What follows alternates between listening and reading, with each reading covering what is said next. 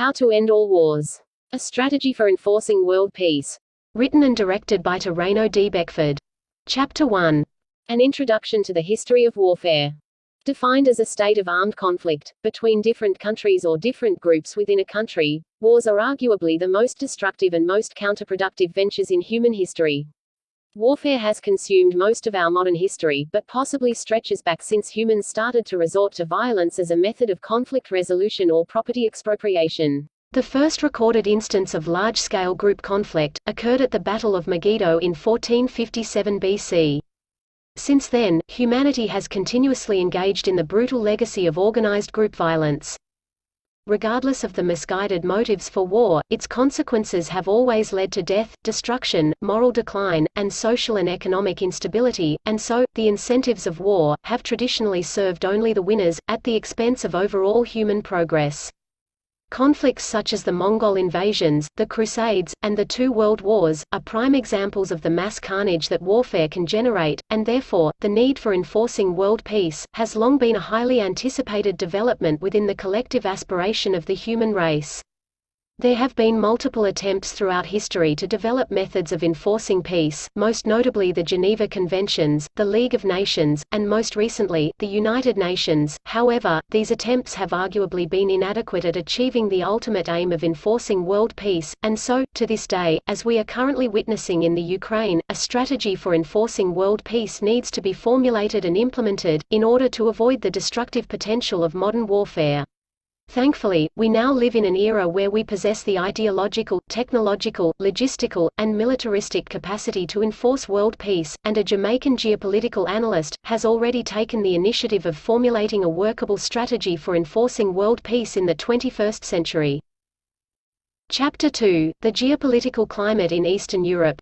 The Russian Federation is the successor state to the Soviet Union, which was an expansive imperial power that had dominion over Chechnya, Georgia, and even the Ukraine, all of which are currently independent nations that have been invaded by the Russian Federation, since the fall of the Soviet Union in 1991.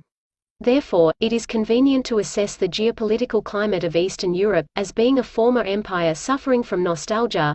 However, there are many perspectives from which to assess the Russo-Ukrainian War of 2022, one of which is that the Russian Federation is feeling claustrophobic from a potential encirclement by NATO. Whatever perspective onlookers decide to adopt, we can all agree that warfare is an utterly barbaric means by which to resolve geopolitical disagreements, and therefore, we should all actively play a role in condemning Russia's invasion of the Ukraine. Chapter 3. Practically enforcing world peace. Achieving world peace is no longer a utopian aspiration, and can be practically achieved by simply policing the world, similar to how police officers enforce peace domestically. A global enforcement of peace requires enforcers in the form of a coalition army that will intervene in ongoing conflicts, or foreseeable potential conflicts.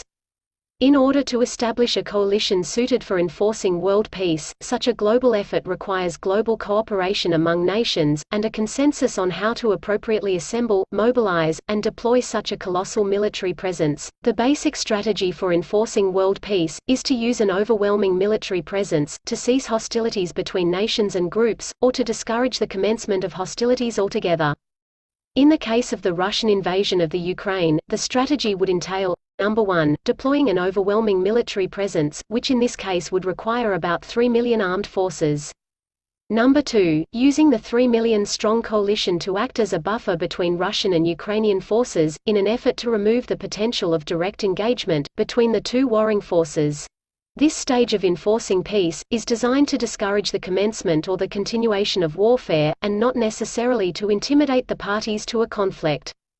Intimidation might be a byproduct of deploying an overwhelming military presence, but it is just a means to an ends, and the ends is the achievement of a complete ceasefire.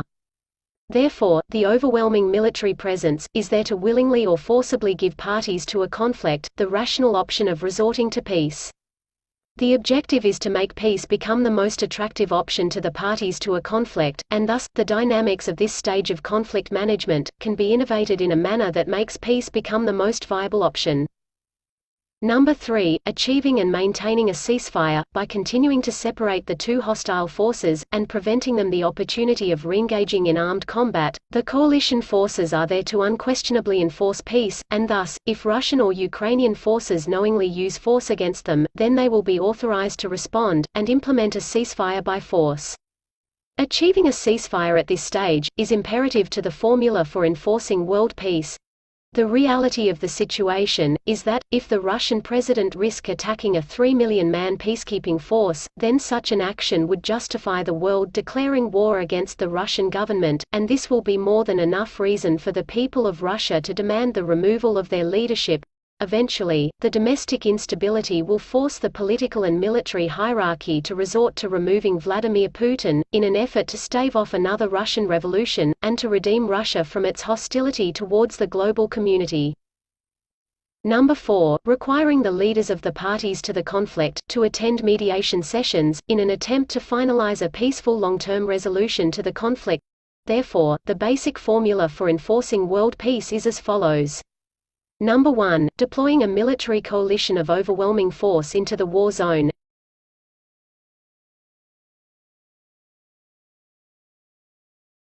Number 2, forming an intervening buffer zone between the two warring factions.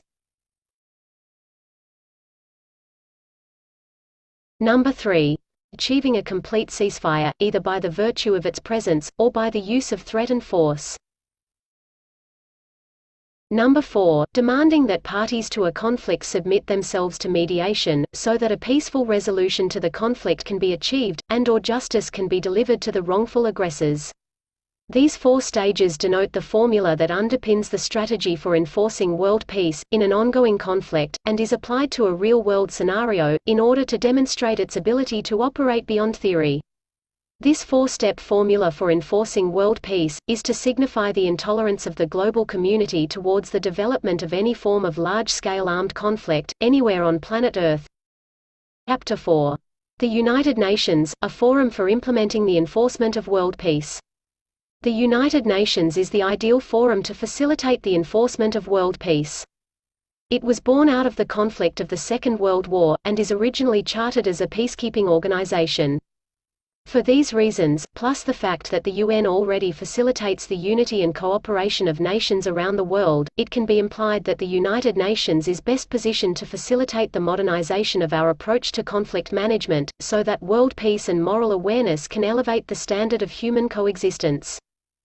The United Nations is already entrusted with the task of managing global conflicts. However, its peacekeeping operations are directed by the United Nations Security Council, which is dominated by the influence of its 5 permanent members. The 5 permanent members of the UN Security Council also have veto powers over UN resolutions, and therefore, can undermine any effort the UN makes at enforcing peace. This is demonstrated by Russia's action of vetoing UN resolutions directed at stopping their invasion of the Ukraine. The power to veto resolutions regarding the maintenance of peace completely undermines the UN's capacity to operate as an effective peacekeeping organization. As a consequence, the Security Council greatly limits the ability for the United Nations to fulfill its duty of enforcing world peace. Another shortcoming of the United Nations, which limits its ability to enforce world peace, is the limited size and capacity of the current UN peacekeeping force. In order to solve these shortcomings, and to adjust the United Nations to be better able to facilitate global conflict management, the UN needs to be reformed. This reformation involves removing the authority for peacekeeping operations from the United Nations Security Council, and reassign it to the United Nations General Assembly. As stated before, the United Nations Security Council consists of the 5 permanent members, who consolidate power over the United Nations, through their ability to veto UN resolutions. At the other end of the spectrum, the United Nations General Assembly is the UN body which consists of all the member nations. By giving the authority to administer peacekeeping operations to the UN General Assembly, all nations will have equal influence over the maintenance of world peace, and no one nation will be able to veto peacekeeping operations and resolutions. This strategic reform will enhance the United Nations' ability to enforce world peace, in the following ways. Number 1, as a consequence, peacekeeping operations will become democratized, and thus, more receptive to increased involvement from each member state. Consequently, member states will be able to vote equally on peacekeeping operations, and will be more willing to seek UN assistance in solving disagreements, as opposed to resorting to armed conflict.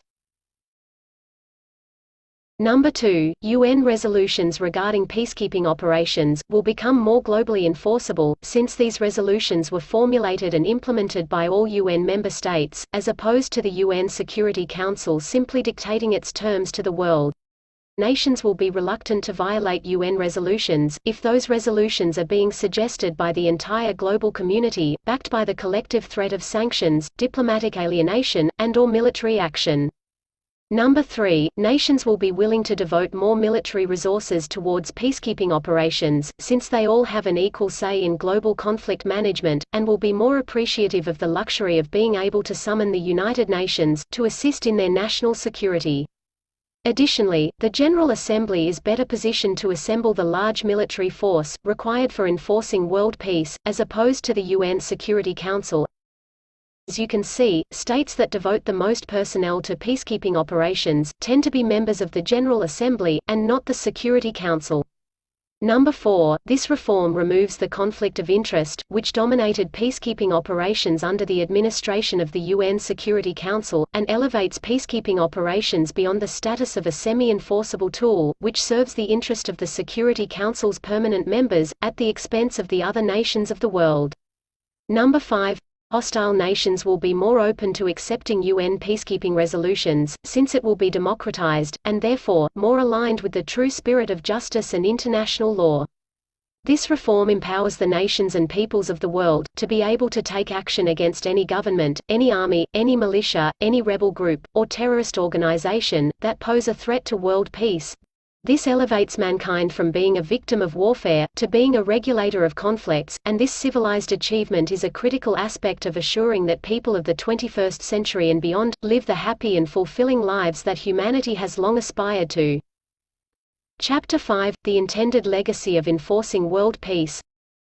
The strategy for enforcing world peace was formulated by Toraino Beckford, in order to rescue humankind from their war-like primitive predispositions, which is most evident in the invention of weapons that can literally destroy the world we all depend on to exist. It is an embarrassment to humankind, and to the concept of civilization, that the desire to kill, and to have power over another human being, is so prominent, that it led to the development of nuclear weapons, and other weapons of mass destruction. The intended legacy of this presentation is as follows. Number 1, to prevent the world and future generations from experiencing the destructive capacity and the large-scale carnage of modern warfare. Number 2, to manage conflicts before they escalate into thermonuclear war. Number 3, to protect civilian populations, and to prevent civilian casualties from amassing. Number 4, to establish a customary mechanism for enforcing world peace, so that people can have the peace of mind, knowing that justice and responsible intervention is now applied to warfare, and that they can call on an established authority, if they are concerned about the potential outbreak of war. Number 5, overtime. Governments can invest less of their GDP into maintaining the military, and allocate more money towards the standard of living, and the quality of life of the people. Therefore, as a consequence of this policy, more domestic stability, and infrastructure development, will be achieved on a national level. Number 6, to achieve long-term geopolitical stability on a global level. Number 7, to give nations and peoples the opportunity to eventually overcome national, racial, or historical rivalries, as in the case of India and Pakistan, China and Japan, North and South Korea, Israel and Palestine, and of course, Russia and the Ukraine. These are all examples of neighboring states that maintain hostile relations, under the constant threat of war. Therefore, if war is no longer an option, then hostile aggression between rival groups will not be available to fuel and perpetuate the intergenerational cycle of rivalry, and rival factions can eventually have a chance at overcoming their differences, instead of being trapped in a never-ending cycle of conflict. Number 8, to achieve world peace for the first time in history, since the tradition of warfare came into being. Number 9, to facilitate an increase in the moral standard of individuals and nations alike. Number 10, the opportunity cost of war can be reallocated to social advancement. Wars cost billions of dollars, that could be better allocated to ending world hunger and alleviating poverty. Additionally, wars also reallocate the best minds and the productive capacity of a nation to destructive means, and so, the intellectual potential of mankind is redirected from achieving collective progress, as a consequence of war. The annual military budget of the United States, for example, is enough to completely end world hunger. Therefore, the reallocation of the military budgets of at least 5 militaristic nations could possibly end poverty throughout the world, because it is that expensive to maintain a modern military force. Number 11, to enhance the capacity for global cooperation in other fields of endeavors, such as disaster management, extraditions, decreased travel restrictions, alleviating food shortage, tracking money laundering, and the development of a global consensus on the criteria for refugee asylum. Number 12, to give future generations the opportunity to live in a world free from warfare. It is important to note that this initiative should not be used to justify the development of a world government, or a world army. The peacekeeping force should remain a coalition effort, and all nations should maintain control over the military resources they devote to the UN peacekeeping effort. The General Assembly should maintain democratic control over all peacekeeping operations, and the Security Council should have absolutely no authority over the UN's duty to maintain world peace. The strategy for enforcing world peace was formulated not only to save humankind from the destructive potential of modern warfare, but also to reinforce the importance of the sanctity of human life. Warfare has always disregarded the value of the life of the individual, which is evident in the fact that wars are basically a venture into mass murder. We cannot consider ourselves to be civilized, while facilitating organized mass murder, and thus, this presentation is intended on modernizing and civilizing the 21st century global society. The end of warfare symbolizes the start of a new era of human civilization, and therefore, we all have a duty to see to it that this globally oriented policy is implemented. Thank you for tuning into our presentation.